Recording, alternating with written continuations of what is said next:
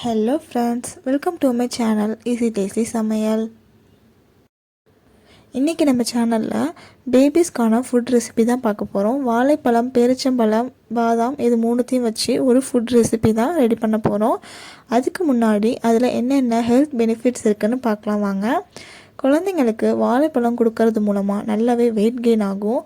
உங்கள் குழந்தை ரொம்ப ஒல்லியாக இருக்குன்னு நீங்கள் ஃபீல் பண்ணிங்கன்னா வாழைப்பழம் கொடுத்து பாருங்கள். கோல்டெல்லாம் பிடிக்காது, கோல்டு பிடிக்கும்னு நீங்கள் நினச்சிங்கன்னா நைட்டில் மட்டும் அவாய்ட் பண்ணிக்கோங்க. மற்றபடி காலையிலையும் மதியமும் ஃபுட்டில் நீங்கள் சேர்த்துக்கோங்க. ஈஸியாக டைஜஸ்ட் ஆயிரும். 6 மந்த்லேருந்தே நீங்கள் தாராளமாக கொடுக்கலாம். அதே மாதிரி டேட்ஸும் ரொம்பவே நல்லது.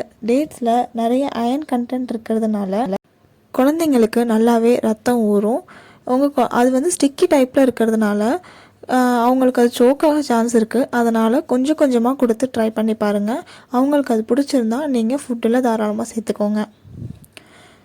அதே மாதிரி பாதாம்லேயும் விட்டமின் இ அதிகமாக இருக்கிறதுனால குழந்தைங்களோட ஸ்கின்னுக்கு ரொம்பவே நல்லது. குழந்தைங்களோட ஸ்கின்னை சாஃப்ட் அண்ட் க்ளோவாக வச்சுருக்கோம். குழந்தைங்களோட இம்யூனிட்டி பவரும் அதிகமாகுது. குழந்தைங்களோட மூளை வளர்ச்சிக்கு பாதாம் ரொம்பவே ஹெல்ப் பண்ணுது. இதை பேஸ்ட் கன்சிஸ்டன்சியில் நல்லா அரைச்சி கொடுத்திங்கன்னா குழந்தைங்களுக்கு எதுவும் பண்ணாது. வாங்க அதை எப்படி ரெடி பண்ணுறதுங்கிறத பார்க்கலாம். அதுக்கு நான் இன்றைக்கி 3 பாதாமை ஒரு மணி நேரம் ஊற வச்சுருக்கேன். அதே மாதிரி 2 பேரிச்சம்பழமும் ஊற வச்சுருக்கேன். பாதாமை இந்த மாதிரி தோல் உரித்து எடுத்துக்கலாம்.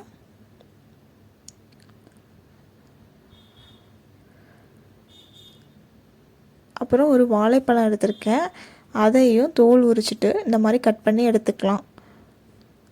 குழந்தைங்களுக்கு செவ்வாழை ரொம்பவே நல்லது. நீங்கள் முடிஞ்ச அளவுக்கு செவ்வாழை கொடுக்க ட்ரை பண்ணுங்கள். அது இல்லைனா எந்த பழம் வேணாலும் நீங்கள் ட்ரை பண்ணுங்கள். பச்சை வாழைப்பழம் மட்டும் நீங்கள் அவாய்ட் பண்ணிக்கோங்க. இப்போ இது எல்லாத்தையுமே மிக்ஸி ஜாரில் ட்ரான்ஸ்ஃபர் பண்ணி அரைச்சி எடுத்துக்கலாம்.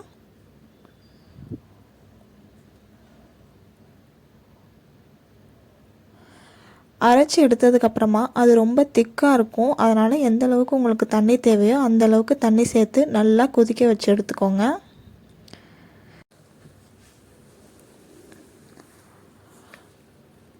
நல்லா கொதித்ததுக்கப்புறமா ஸ்டவ்வை ஆஃப் பண்ணிடலாம். இப்போ பவுலில் ட்ரான்ஸ்ஃபர் பண்ணி இது வார்ம் ஆனோன்னே குழந்தைங்களுக்கு ஃபீட் பண்ணிடலாம். ரொம்பவே ஹெல்த்தியான ஃபுட்டு. கண்டிப்பாக ட்ரை பண்ணி பாருங்கள். உங்களுக்கு இந்த சேனல் பிடிச்சிருந்தா லைக் பண்ணுங்கள், ஷேர் பண்ணுங்கள், சப்ஸ்கிரைப் பண்ணுங்கள்.